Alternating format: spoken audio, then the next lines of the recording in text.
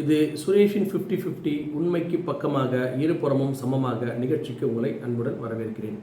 இன்றைக்கி நம்ம நானி இருக்கார் இல்லையா, நம்ம நானி ப்ரொடியூஸ் பண்ணி நம்ம ராம் ஜெகதீஷ் அப்படின்ற ஒரு டைரக்ட் பண்ண கோர்ட் அப்படின்ற ஒரு தெலுங்கு படத்தை பற்றி பார்க்க போகிறோம். இப்போ சமீபத்தில் வந்த தெலுங்கு படங்களை புஷ்பாவோடு சேர்த்து தான் சொல்கிறேன். நம்ம பார்த்த ஒரு சில மிக சிறந்த படங்களில் இந்த படம் ஒரு முக்கியமான படம்.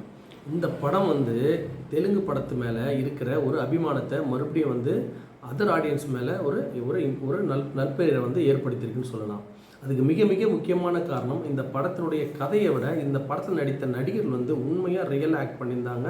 அவங்கள ஆக்ட் பண்ண வச்சு இந்த படத்தோட மிகப்பெரிய வெற்றி காரணமே அந்த நடிகர்களும் அந்த நடிப்பும் தான்றது என்னோட தனிப்பட்ட ஒரு கணிப்பு.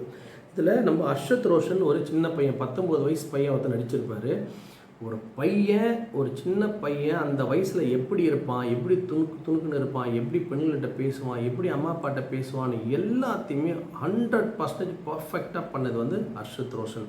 அவருக்கு ஈடு கொடுத்து நடித்தது அந்த சின்ன வயசு பொண்ணாக நடித்தக்கூடிய ஸ்ரீதேவி, 17 வயசு பொண்ணாக நடித்தக்கூடிய ஸ்ரீதேவி. இவங்க 2 பேருமே நடிப்பில் வேறு லெவலில் ஆக்ட் பண்ணியிருந்தாங்க. அது உங்களுக்கு தெரியாது, பெரிய கண்ணு தெரியாமல் நடிக்கிறதெல்லாம் அதெல்லாம் பெரிய இதுதான் ஆக்டிங். இந்த மாதிரி ஒரு சாதாரண மனுஷன் ஆக்ட் பண்ணும்போது நம்ம கூட இருக்கிற ஆள் ரிலேட் பண்ணி பார்க்குறோம் இல்லையா, அப்போ பர்ஃபெக்டாக 2 பேருமே ஆக்ட் பண்ணியிருந்தாங்க. அவங்க 2 பேருக்குமே என்னுடைய 50-50 சேனல் சார்பாக வாழ்த்துக்கள். ரொம்ப சிறப்பாக நடிச்சிருந்தீங்க. இப்போ இவங்க 2 பேருமே லவ் பண்ணும்போது அந்த பொண்ணோட ஸ்ரீதேவியோட அப்பா ஒரு அம்மா சொந்தத்தில் இருக்கிற ஒரு ஆள் என்ன பண்ணுறாரு, அவர் பேர் தான் சிவாஜி.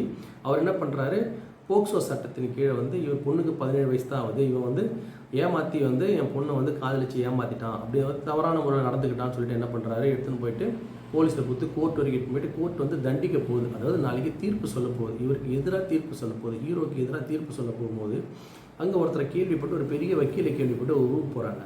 அங்கே தான் இந்த படத்தினுடைய ஹீரோ நம்ம பிரியதர்ஷி அப்படின்னு சொல்கிற ஒரு வக்கீல் அட்வொகேட் இருக்கார். அவர் இவங்கள மிஞ்சிருவார் பொழுது அந்த அளவுக்கு ஆக்டிங் அவ்வளோ சூப்பராக பண்ணுறாரு அவரும்.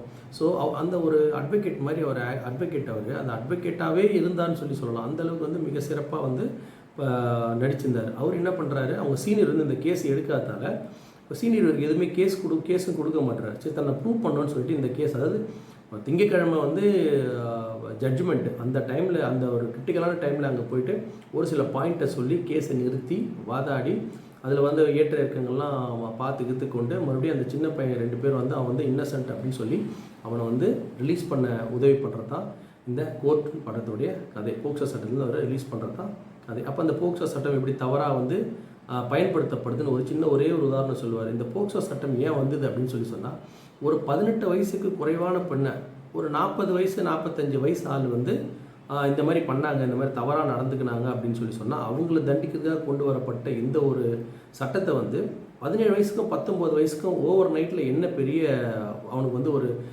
மெச்சூரிட்டி வளர்ந்துட போகுது. ஸோ 19 வயசு 17 வயசு வயதில் இருக்கிறது காதல், இது பேர் காதல், ஏமாற்றம் ஒன்றும் கிடையாதுன்னு சொல்லி புரிய வைக்கிறதுக்காக இந்த படத்தை எடுத்திருக்காங்கன்றது என்னுடைய கணிப்பு.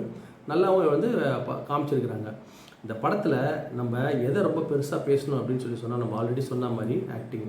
இந்த படத்தில் நடித்த எல்லா நடிகர்களும், இப்போ ரோஹிணி இந்த படத்தில் இருக்கிறாங்க, அதை போய் பார்த்தீங்க அப்படின்னு சொன்னால் நம்ம ஹர்ஷவர்தன் இன்னொரு வக்கீல் ஒருத்தர் பண்ணுவார், அவருமே சிறப்பாக பண்ணியிருக்கிறார். இந்த படத்தினுடைய வெற்றிக்கு மிக மிக முக்கியம் ஆக்டிங்.